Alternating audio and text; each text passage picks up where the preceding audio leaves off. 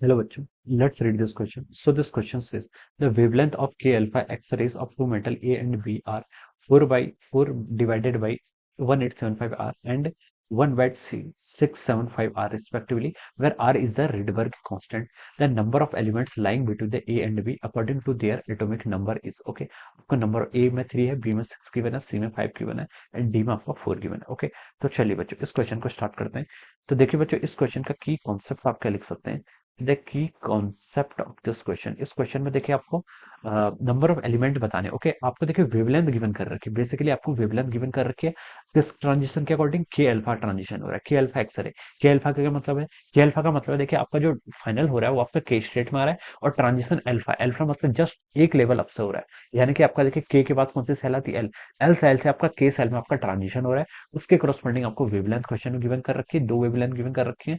आपको बताना है कि नंबर ऑफ एलिमेंट, यानी कि नंबर ऑफ एलिमेंट आपको जेड से पता चलेंगे, जेड क्या होता है आपका एटॉमिक नंबर से पता चलेगा। ओके, तो देखिए बच्चों इस क्वेश्चन का की कॉन्सेप्ट आप क्या लिख सकते हैं, इस क्वेश्चन का की कॉन्सेप्ट आप मॉसलेस लॉ लिख सकते हैं। क्या लिख सकते हैं आपका, Moseley's law. Okay, Moseley's law को लिखेंगे, देखिए मॉसलेस लॉ आपका रिलेशनशिप देता है between the energy, root new energy और एटॉमिक नंबर के बीच में। ओके, या फिर अकॉर्डिंग टू मॉसलेस लॉ हम क्या लिख सकते हैं, देखिए मॉसलेस लॉ बोलता है आपका देखिए 1/λ, जो आपकी वेवलेंथ के टर्म में हम इसको डिफाइन करते हैं, ये होता है आपका देखिए R times Z minus B का स्क्वायर। बी आपका ऑलमोस्ट क्या होता है 1 के इक्वल होता है, अगर क्वेश्चन में गिवन नहीं है तो आपको 1 ही लेना है। ओके, बी क्या होता है आपका स्क्रीनिंग कॉन्स्टेंट। ओके, क्या होता है आपका स्क्रीनिंग कॉन्स्टेंट, टाइम्स क्या होता है आपका 1/ni का स्क्वायर माइनस 1/nf का स्क्वायर। ओके, तो देखिए ये ट्रांजिशन क्या हो रहा है, के अल्फा के दोनों आपके वेवलेंथ क्या है, दो मेटल्स के करस्पॉन्डिंग के अल्फा के लिए दिए हुए हैं। तो आप देखिए इसको के अल्फा के करस्पॉन्डिंग क्या लिख सकते हैं, अल्फा है तो देखिए के सेल है तो 1, किस सेल से हो रहा है, के अल्फा है तो आपका 1 2 का स्क्वायर हो जाएगा, ये आपका 1 का स्क्वायर है बेसिकली, ये कितना हो जाएगा आपका 2 का स्क्वायर हो जाएगा। Okay, so these are the wavelength, ये क्या हो जाएगी आपके यहाँ से वेवलेंथ हो जाएंगी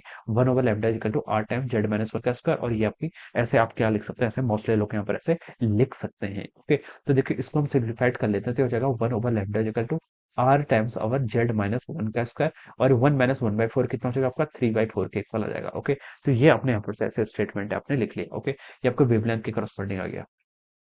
अब आपने क्या पूछा था, देखिए आपको वेवलेंथ क्वेश्चन में गिवन करके आपको जेड की वैल्यू बतानी है। ओके, आपको क्या बतानी है, यहाँ पर जेड की वैल्यू बतानी है। ओके, तो देखिए बच्चों आप क्या लिख सकते हैं, देखिए 1/λ अगर आपका एक्स एक्सप्रेशन गिवन है, तो देखिए आपका के अल्फा दोनों के लिए हो जाएगा। ओके, मान लीजिए आपके लिए ए के लिए है। ओके, ए के लिए है तो आपका जो एटॉमिक नंबर होगा, जो आपका देखिए यहाँ पर एटॉमिक नंबर होगा, वो भी किसके करस्पॉन्डिंग होगा, आपका ए के करस्पॉन्डिंग होगा। सिमिलरली मैं बी के लिए लिखना चाहूँ तो उसे क्या लिख सकता हूँ, देखिए सब चीज आपकी सेम रहेगी, बस जेड ए की जगह आपका जेड बी से रिप्लेस हो जाएगा। के अल्फा ही है तो आपका 3/4 ये भी ऐसे रहेगा। Okay, make it equation number 1 and make it equation number 2। आपको देखिए यहाँ पर जेड ए और जेड बी में रेशियो फाइंड आउट करके बता, मतलब आपको के अल्फा के बीटा के करस्पॉन्डिंग वेवलेंथ गिवन है। ओके, तो आप क्या कर लीजिए, देखिए यहाँ से आप देखिए lambda A by lambda B, अगर हम इन दोनों का यहाँ पर सा रेशियो ले लें, देखिए lambda A divided by lambda B, ये किसके इक्वल हो जाएगा, देखिए आपका 3/4 से आपका 3/4 कैंसिल हो जाएगा।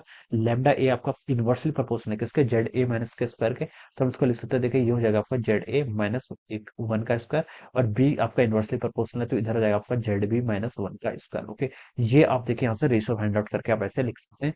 ओके, तो देखिए बच्चों ये आपका देखिए ऐसे, हाँ ऐसे लिख सकते हैं। ओके, आप आपको क्वेश्चन में क्या गिवन कर रखा है, आपको देखिए वेवलेंथ यहाँ पर क्वेश्चन में गिवन कर रखी है, ए के करस्पॉन्डिंग कितनी वेवलेंथ गिवन कर रखी है आपकी, देखिए ए के करस्पॉन्डिंग है आपकी 4 डिवाइडेड बाई 1875। ओके, तो ये आपकी देखिए इसको आप लिख सकते हैं, यहाँ से आपकी वेवलेंथ का रेशियो है तो वेवलेंथ आपकी कितनी हो जाएगी, देखिए 4 डिवाइडेड बाई ये वेवलेंथ है। Okay, lambda A by lambda B. Okay, तो मैं इसको यहाँ पर यूज कर रहा हूँ 1875 R. Okay, divided by yes 1875 divided by R. Okay, Z A by Z B. Okay, ये हमारे से हो जाएगा Z B minus Z. Okay, ये कितना होगा, डिवाइडेड बाई आपका 675 आर हो जाएगा, कितना हो जाएगा आपका 675 आर। ओके, ये हम यहाँ पर से ऐसे लिख सकते हैं। ओके, अब देखिए बच्चों यहाँ से आपका आर से आपका आर कैंसिल हो जाएगा, यहाँ से आप क्या लिख सकते हैं, देखिए यहाँ से आपका lambda A divided by lambda B. Okay, इसी चीज का आपने रेशियो फाइंड आउट किया, ये आपका यहाँ तक कितना आ गया, इतना आ गया। ओके, तो अब इसको आप क्या लिख सकते हैं, आपका 675 इंटू 4 करेंगे तो कितना हो जाएगा आपका, ये हो जाएगा आपका 2700, कितना हो जाएगा आपका, ये आपका हो जाएगा 2700। ओके, डिवाइडेड बाय कितना हो गया आपका 1875। ओके, ये देखिए आपका जेड बी और जेड ए के प्रोपोर्शनलिटी हम यहाँ पर इसको लिख रहे हैं। ओके, यस ये आपका इतना ट्रू हो जाएगा। ओके, अब देखिए बच्चों अब यहाँ से हम क्या लिख सकते हैं आपका, इसको हम देखिए डिवाइड करेंगे, ये आपका किससे डिवाइड होगा, 3 से डिवाइड करेंगे तो 900 हो जाएगा। ओके, 3 से, यस, 3 से डिवाइड करेंगे तो आपका 900 हो जाएगा। ये वाला करेंगे तो आपका 625 हो जाएगा। ओके, ये आपका यहाँ से आ गया। ओके, अब देखिए बच्चों, हम इसको स्क्वायर के फॉर्म में लिख सकते हैं। ये आपका 30 का स्क्वायर है। ओके, और ये किसका स्क्वायर है, आपका 25 का स्क्वायर है। ओके, ये आपने यहाँ पर से ऐसे लिख लिया। ओके, तो देखिए बच्चों, इस इक्वेशन को अगर हम देखें, इस इक्वेशन को, ओके, अगर मैं देखिए यहाँ पर से इस इक्वेशन को देखता हूँ, lambda A by lambda B, इन दोनों को अगर मैं कंपेयर करूँ, तो देखिए मुझे ये पता है कि lambda A by lambda B, ये आपका जेड बी माइनस वन है, जो ब्रैकेट के अंदर है, ये जेड बी माइनस वन कितना है, 30 के इक्वल है, और जेड ए माइनस वन कितना, आपका 25 के इक्वल है।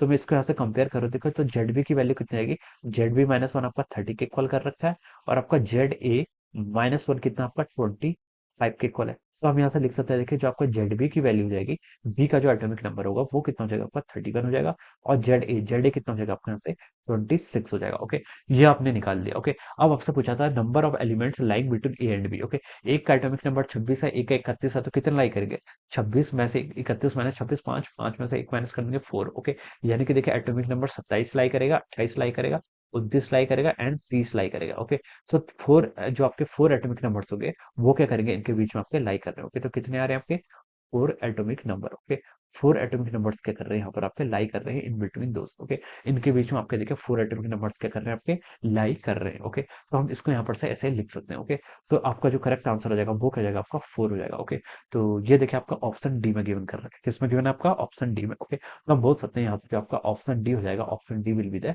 Right answer of this question. Okay, so I hope you all understood this concept. All the best and thank you so